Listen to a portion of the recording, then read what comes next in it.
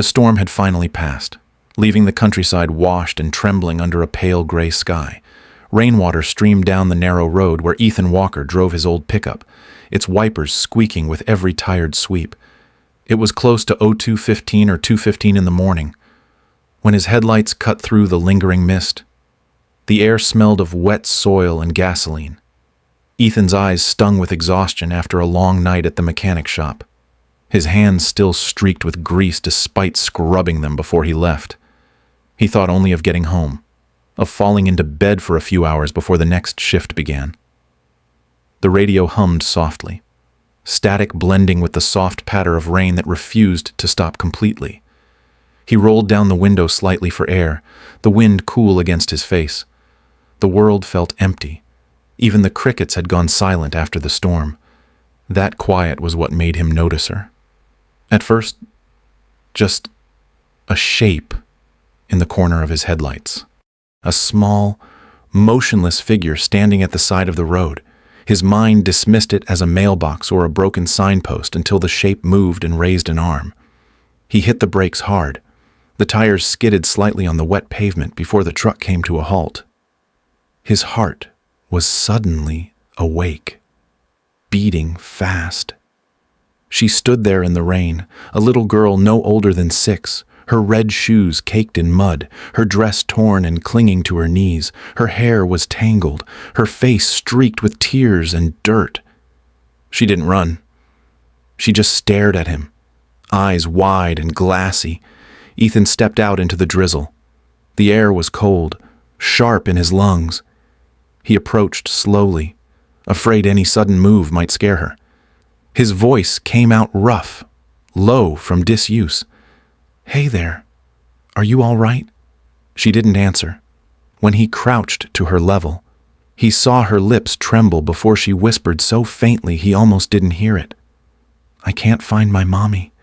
Those words hit something deep in him, something he had buried under long months of silence and work, the ache that never really went away since the hospital room 3 years ago, when the machines went still and his little girl's hand slipped from his. For a moment, he couldn't speak. Then instinct took over.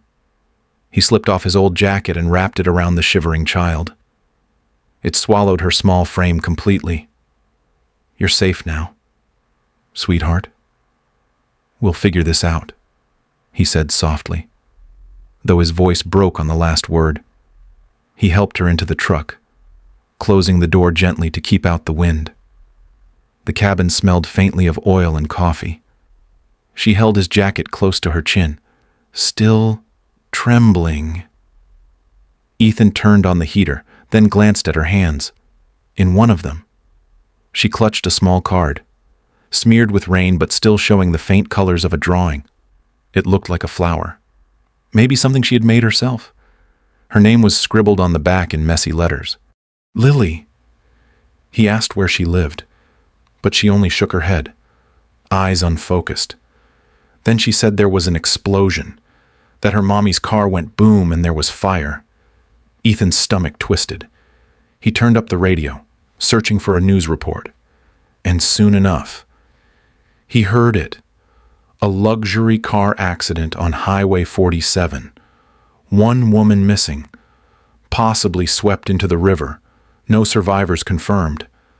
The sound of the announcer's voice made the air inside the truck heavier. Ethan stared at the wet road ahead. He knew what he should do. Drive to the nearest police station, hand her over, let someone else take care of it. But when he looked at her, half asleep under his jacket, trust already softening the fear on her face, he couldn't bring himself to move. His hands gripped the steering wheel, trembling slightly. Just one night, he told himself. He would take her home, give her food, let her rest, and then figure everything out in the morning. Outside, the rain had slowed to a mist. The headlights reflected off puddles like pools of silver. Ethan drove on, the truck engine steady against the hum of the tires. The child's breathing grew even, her head resting against the seat. He glanced at her once more and felt something shift in the quiet space between them, a pull he couldn't explain, as if the storm had left behind more than rain. It had left him a reason to feel again. By the time his house appeared through the fog, the sky had begun to clear. The faintest light of dawn pressed against the horizon. Ethan parked, shut off the engine, and sat for a moment in the stillness. He didn't know what tomorrow would bring, but for the first time in years, the silence inside him wasn't empty. It was waiting. Ethan's house stood at the edge of town, half hidden behind a line of pine trees. The porch light flickered weakly as he parked the truck, the engine cooling with a soft hiss. Inside, the place smelled faintly of coffee and old wood. The kitchen table was cluttered with tools, unopened mail, and a cracked mug he had never thrown away. Dust floated in the air like ghosts of forgotten days. On one wall hung a faded photo of a little girl holding a toy airplane, her smile frozen in time. Her name was Emma, his daughter. He carried Lily inside, her small body limp with sleep, and set her gently on the couch. The sound of rain dripping from the gutters was the only noise in the room. He moved quietly, filling a pot with milk and setting it on the stove. At 03:10 or 3:10 in the morning, the warmth of the house began to chase away the chill. When the cocoa was ready, he stirred it slowly, watching the steam rise, then woke her with a whisper. She blinked up at him, eyes still clouded from exhaustion. He handed her the mug, guiding her small hands around it. The first sip brought color back to her cheeks. She looked around the house, her voice barely more than a breath. "It's quiet here." He nodded, unsure how to answer. Quiet was how he survived. After she finished, he found an old blanket from the closet, soft and worn from years of use, and tucked it around her. She curled into the couch like a kitten, already drifting off. He sat across from her in the armchair, staring at the fire he had started in the wood stove, each flicker of flame reflected in her face. The sound of her steady breathing filled the space that had once been too silent. For the first time in a long while, that silence didn't feel empty. It felt alive. When dawn crept through the windows, Ethan was still awake. Sunlight slanted through the curtains, painting lines of gold across the floor. He rubbed his eyes, went to the kitchen, and decided to make breakfast. He found a box of pancake mix that had been sitting untouched for months. The first one he flipped too early, landing flat on the counter. A small laugh startled him. Lily stood by the doorway, hair a tangled halo, smiling for the first time. "You're funny," she said, still giggling. The sound hit him straight in the heart. He hadn't heard laughter like that since Emma. They ate together at the table, syrup dripping onto plates. She told him she liked to draw, that her mommy used to say pictures could tell stories better than words. He listened, nodding, pretending the lump in his throat was just from the coffee. Later that morning, he found her sitting on the floor with paper and crayons. She drew a picture of 3 people under a sky full of stars. When he asked who they were, she shrugged and said she didn't know yet. The answer stayed in his mind long after she went to play outside. By noon, or 12 o'clock, he decided to call the sheriff's office. His message was simple, his voice uncertain. Found a lost child near Route 17. Might be connected to that accident. Please, call back. Hours passed. No one called. The world outside went on like nothing had happened. Days turned into a rhythm. He fixed things around the house while Lily followed him, asking questions. He took her to the park, where she ran barefoot through the grass, her laughter echoing through the trees. The neighbors looked on with quiet curiosity. To them, she could have been his daughter, and for fleeting moments, he let himself believe that too. But guilt lingered at the edge of every smile. He knew she belonged to someone else, somewhere out there. Each night, He tucked her into bed with one of Emma's old blankets. She always asked for a story, and he told her ones about stars, about how they stayed even when you couldn't see them. She would fall asleep mid-sentence, her hand still clutching his sleeve. He would sit beside her, lost between peace and pain, between what was and what could never be. A week passed before the quiet began to feel natural. The ache in his chest dulled, replaced by something gentler. Hope. Maybe. On a Sunday evening, as he repaired a loose shelf, he heard Lily humming softly from the next room. The sound made him smile. Then came the knock. Not a gentle one. Firm, deliberate, echoing through the house like a warning. He froze, screwdriver in hand.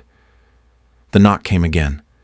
When he opened the door, two men stood on the porch, both dressed in black suits, their polished shoes reflecting the dim porch light. One of them spoke his name, calm and official. Ethan Walker. The world outside seemed to still, the air thickening with the weight of their presence. In the corner of his eye, he saw Lily peek from behind the door frame, her small hand gripping the wood. He didn't know who these men were, or what they wanted. But deep down, something told him that the quiet days inside this house of memories were about to end. The knock came again, sharper this time, echoing through the small wooden house. Ethan opened the door to find two men in black suits standing on his porch. Their polished shoes reflected the afternoon light, their expressions calm but serious. One of them held a badge. He introduced himself as a representative from the Hale Foundation Security Division. They had reason to believe that the child in Ethan's care was Lily Hale, daughter of Rebecca Hale, the CEO who had survived a car crash on Highway 47. Ethan stood silent, the words sinking in slowly. Behind him, he heard the faint sound of Lily's feet on the floor. She appeared in the doorway, clutching the edge of his shirt, her face pale. The taller man softened his voice, saying they were not here to cause trouble, only to bring Lily back to her mother. But the name hung heavy in the air. Rebecca Hale, the kind of person who lived in a different world, one filled with wealth, reporters, and gated estates. Ethan felt the divide immediately. Lily pressed her face against his arm, whispering that she didn't want to go. His heart twisted. He tried to keep his voice steady as he asked the men to wait outside for a moment. They nodded and stepped back onto the porch. Ethan knelt down, meeting Lily's eyes. He told her that everything would be all right, that her mother had been looking for her. She shook her head, tears spilling over. He could barely hold his own voice together when he told her he'd be right here, that this wasn't goodbye forever. But the words felt like lies even as he said them. Moments later, the sound of tires on gravel cut through the still air. A sleek black SUV rolled to a stop behind the two men. The back door opened, and a woman stepped out. Rebecca Hale. She moved like someone who hadn't slept in days. Her hair tied loosely, her coat too big for her frame. She looked around in confusion until her eyes found the small figure by the doorway. Then, for a moment, time seemed to break. She ran forward, her knees hitting the wet ground as she cried out her daughter's name. Lily's breath caught. Recognition lit her face, and she broke free from Ethan's grasp, running into her mother's arms. The sound of her crying mixed with Rebecca's choked sobs. Ethan stood frozen, watching them hold each other as if the world around them had disappeared. It was the kind of love that demanded silence, that left no space for anything else. He turned away, pretending to busy himself with the edge of the porch railing. The sight of them together tore something inside him open, something he thought had long since healed. The laughter that had filled his home, the tiny hand that had reached for his, all of it came rushing back, only to vanish in the same moment.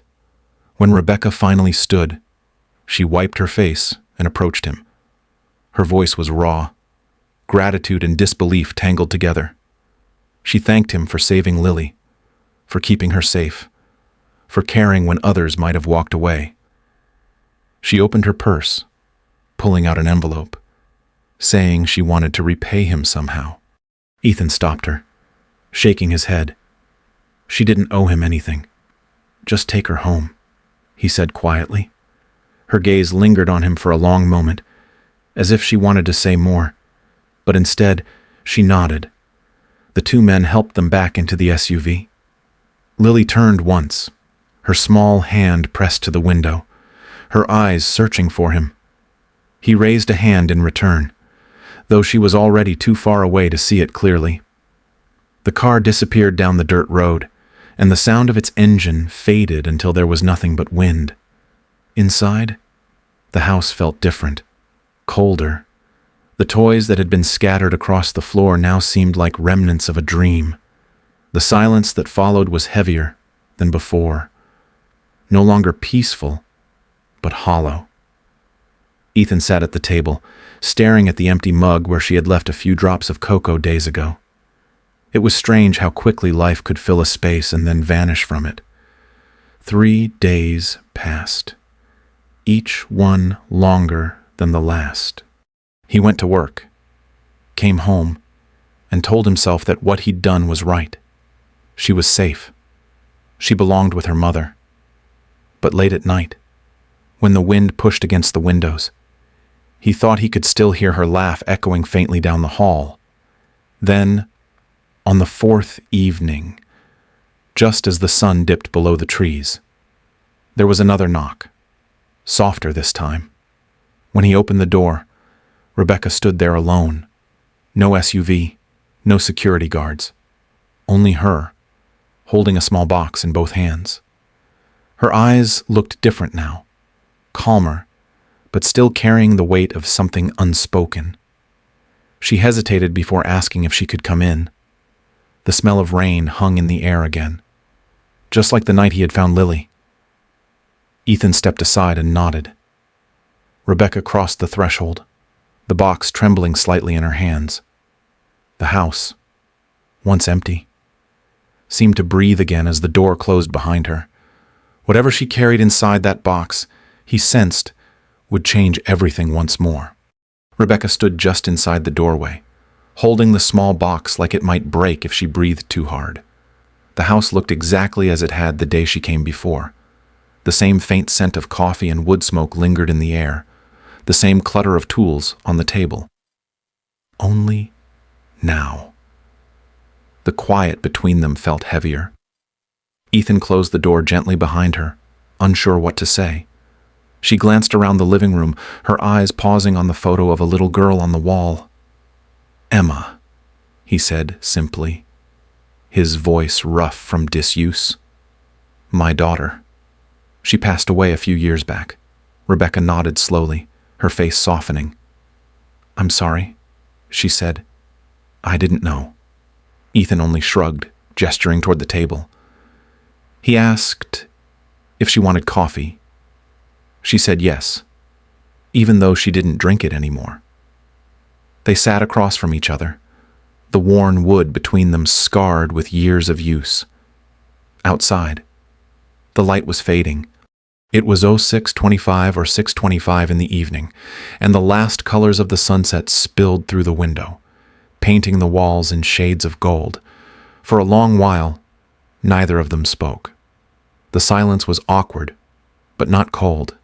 It felt like two people sitting beside the same wound, unsure who should touch it first. Finally, Rebecca placed the box on the table. She ran her hand over the lid, hesitating before opening it. Inside was an old photo, slightly bent at the edges. A man held a baby in his arms, smiling proudly. "That's my husband," she said softly. "He died 3 years ago. Plane crash." Her voice cracked on the last words, but she didn't cry. She stared at the picture a long time, as if she could still reach through it.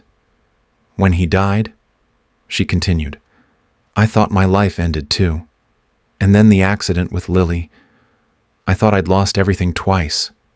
Ethan nodded, his eyes fixed on the photo.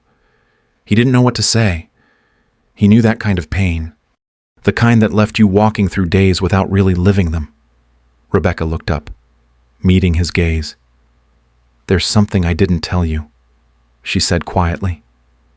"Before my husband died, he told me something that didn't make sense at the time.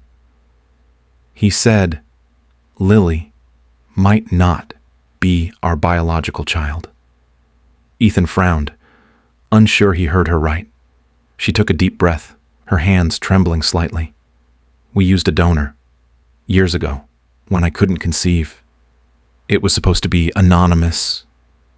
We never thought about it again." She reached into the box again and pulled out a folded sheet of paper. "I recently had DNA testing done. I traced the records from the clinic." She slid the paper across the table. It stopped in front of Ethan. He didn't move at first. Rebecca's voice was barely above a whisper. "The donor was you." Time seemed to stop. The world outside faded, leaving only the sound of their breathing. Ethan stared at the paper, then at her, waiting for her to take it back, to tell him it was a mistake. He unfolded it slowly, his hands unsteady. The numbers, the names, the codes on the page blurred together. He looked up, his voice hoarse. "That can't be right." She nodded, tears glistening but refusing to fall. "You donated once, didn't you, years ago? Maybe when you were still in college." He blinked hard, trying to remember. "A long time ago. My mom needed surgery. I didn't have the money. They paid donors at the clinic. I never thought about it again." He pushed the paper aside and rubbed his face, the realization settling like a weight on his chest. The little girl he had found on that rainy road, the one who had called for her mother in her sleep, the one who laughed at his terrible pancakes, his daughter.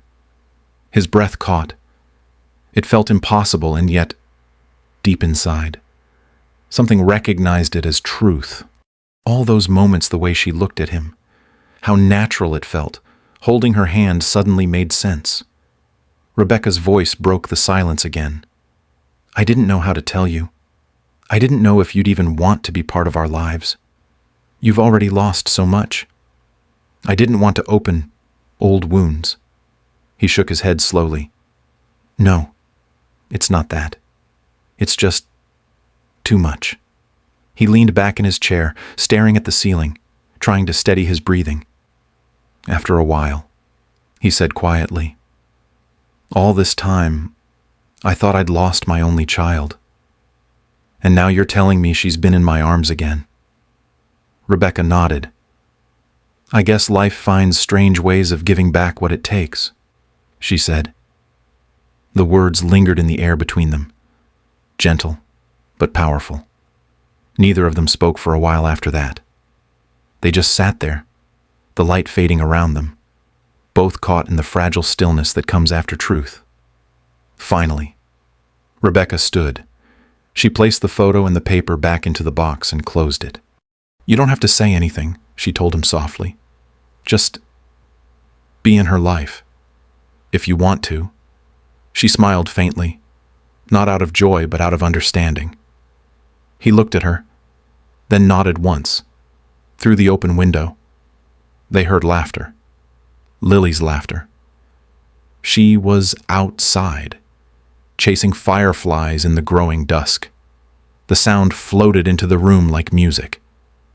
Rebecca moved to the door, her hand resting on the frame. Ethan followed, standing beside her. They watched Lily twirl under the soft glow of the porch light, her small hands reaching for the flickering sparks in the air. The sun was gone now. The sky turned deep blue, the first stars beginning to appear. Rebecca whispered, "You hear that she's happy?" Ethan nodded. "Yeah, she's home." The two of them stood in silence for a long time, watching the child they both loved, neither realizing that their separate broken lives had quietly begun to heal in the same moment. Outside, the night grew darker, but it didn't feel lonely anymore. It felt like something had finally come full circle, as if the universe itself had taken pity and decided to give them one more chance. Time had a way of softening things. Months slipped quietly into a new kind of routine that none of them had planned, but all of them seemed to need. Every weekend, around 10 or 10 o'clock in the morning, Rebecca's car would roll down the dirt road that led to Ethan's house. Lily would be pressed against the window before the car even stopped, her face lighting up when she spotted him waiting on the porch. She would jump out before Rebecca could open the door and run straight into his arms. It had started as visits, cautious and short, but soon they became something more. They went fishing at the small lake behind the ridge, where the water shimmered silver under the late afternoon sun. Ethan showed Lily how to hold the rod, patient even when she talked more than she listened. The first time she caught a fish, she squealed so loudly the birds scattered from the trees. Rebecca laughed, sitting on the bank with her shoes off, watching them. There was a time when laughter felt foreign to her, like a language she'd forgotten. But now it came easily. It surprised her how right it felt to just sit there and watch the two people who had once been strangers to her connected now by something deeper than she could explain. At the house, Lily painted while Ethan fixed things around the kitchen. He had turned one of the empty rooms into a small art space for her, stocked with brushes, paper, and jars of color. The walls were now covered in her drawings houses, stars, and always 3 people together. One afternoon, she ran into the living room holding a new picture. It was of Ethan teaching her to ride a bike, Rebecca standing nearby with her hands over her heart. Ethan knelt to look at it, his eyes soft, and Lily told him she was going to ride without help next time. He smiled, promising to run beside her until she could. The next weekend, she did. They went to the park where the path curved through the trees. He steadied the bike as she pedaled forward, her little legs wobbling. Then, at 04:20 or 4:20 in the afternoon, he let go. She coasted for a few feet before toppling into the grass, laughing instead of crying. Rebecca watched from a distance, one hand resting against her chest, her smile quiet but full. For the first time in years, she wasn't thinking about loss or fear. She was just watching life happen. Evenings were their favorite time. The 3 of them would sit outside on the porch as the sun dipped behind the hills, the sky turning shades of orange and rose. Sometimes Lily would fall asleep halfway through a story, her head resting against Ethan's arm. Rebecca would help carry her inside, and they would stand there for a moment, both staring at the sleeping child. No words were needed. Everything that mattered was already there. As the days grew longer, their connection deepened in small ways. There was never talk of romance, never any promises, but in the quiet moments, a kind of understanding passed between them, a shared peace that came from surviving grief and finding something unexpected on the other side of it. One evening, they stood together watching Lily chase fireflies in the yard. The air was warm, filled with the hum of summer. Rebecca broke the silence first. "When I lost my husband," she said softly, "I thought I'd never love again. Not just someone else. I mean life itself. I thought that part of me was gone for good." She paused, her eyes on Lily's small figure darting through the grass. But life has a strange way of giving back what it once took. Ethan's gaze followed Lily too, her laughter carrying in the twilight. "Maybe this was meant to be," he said, his voice quiet but certain. For a while, they just watched the fireflies flicker in and out of the fading light. Then Lily stopped, her hands full of glowing air. She looked up at the sky, her face turned toward the first stars appearing above the trees. "Dad," she asked softly, Do you think the stars are where angels live? Ethan smiled, his throat tight. No, sweetheart, he said. I think the stars are love. The night deepened around them, warm and still. Rebecca leaned against the porch rail, her eyes glistening as she watched father and daughter side by side, their silhouettes outlined by the glow of the porch light. The years of pain, the loneliness, the storms, they had all led to this. Not a perfect ending, but something far more real. A second chance. Lily laughed again, the sound echoing across the yard as the fireflies danced around her. Ethan looked up at the sky one more time. The stars shone brighter now, scattered like tiny hearts across the dark. For the first time in years, he felt completely at peace, as if every lost piece of his life had quietly found its way home.